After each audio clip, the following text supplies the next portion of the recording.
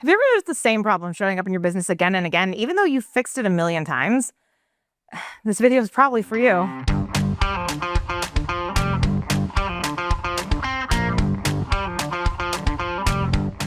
So you know the ones that I'm talking about, right? You've got a bottleneck maybe when it comes to sales. So you overhaul the sales script, you retrain the team, you rework your marketing, and then somehow you're still the same bottleneck and everything is still ending up stuck at you again. Funnily enough, it's not a coincidence. It's actually something called blind blaming. A couple years back, I met a gentleman by the name of Clergy, and he has been working on and has now released a book called Blind Blaming. And the whole idea is that we assume that we know what's wrong. We rush to fix it, but in too many instances, we are not doing the root cause selection and resolution, right? We're applying Band-Aid after Band-Aid after Band-Aid. And the problem with that is sooner or later, the Band-Aids build up to the point where it's just awkward. And let's not even talk about the dirty Band-Aids. Here's the problem. Our ADHD brains, and by our, I do mean our because I fall into this a lot.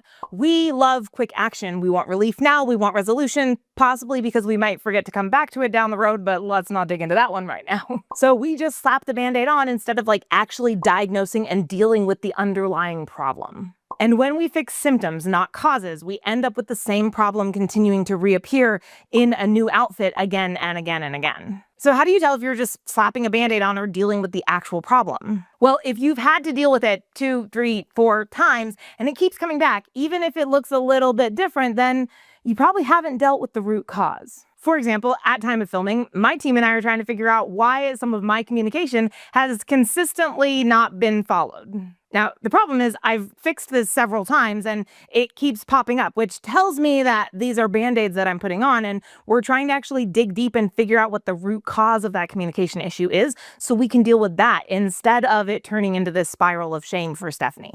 Which, if I'm going to be fair, is a really great example of how to actually solve that problem. Because the problem is that it's really hard to read the label from inside the bottle, which means it's really hard for us to figure out what the root cause is.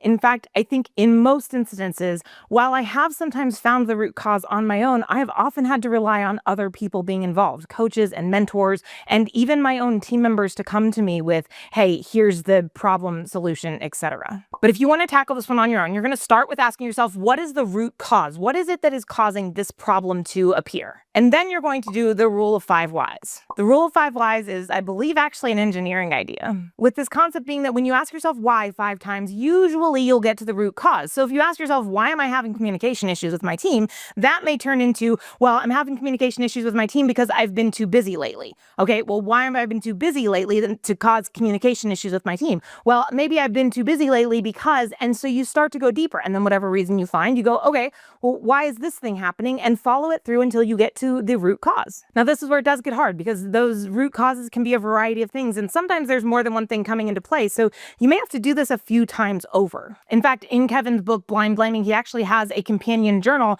that walks you through exercises to actually figure out a lot of this stuff, because it is not necessarily a one and done. It's a skill set that we have to develop over time and then constantly keep developing and keep using because, well, that's just human nature. Okay, so here's my best piece of advice for you on this one. Before you start diving into solving problems, slow down, take a deep breath, get curious, step back, and then try to diagnose before you treat the problem. When we bring in speakers to the Grow Retreat, this is one of the big pieces for us, is we have a lot of space for our guests to have conversations where they can dig down to the root cause of the problem. Because too often when we start flurrying, trying to solve issues, we end up not actually solving anything. If you really want to get to the root cause, you may need to create space for yourself to back up and actually be able to see things a little bit clearer. And trust me, I know that's really hard to do. I'm a small business owner myself. I get it.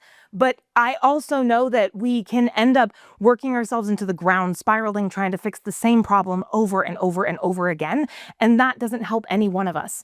We have dreams and goals and visions that the world deserves to experience. And if we're too run down to pursue them, then we're not doing anyone any favors. Ask me how I know. Look, if you're tired of trying to fix the same problems over and over and over, there's a reason that I'm bringing Kevin to speak at the Grow Retreat. One, because this is a skill set I want to develop further, but also because I know that this is not something that is exclusive to me. And this year's Grow Retreat, the theme of Seek, is built to help you find the real root cause, to figure out where you're blind blaming so you can deal with that and actually deal with the problem that is causing all the other problems. So if you're interested in joining us, check out thegrowretreat.com.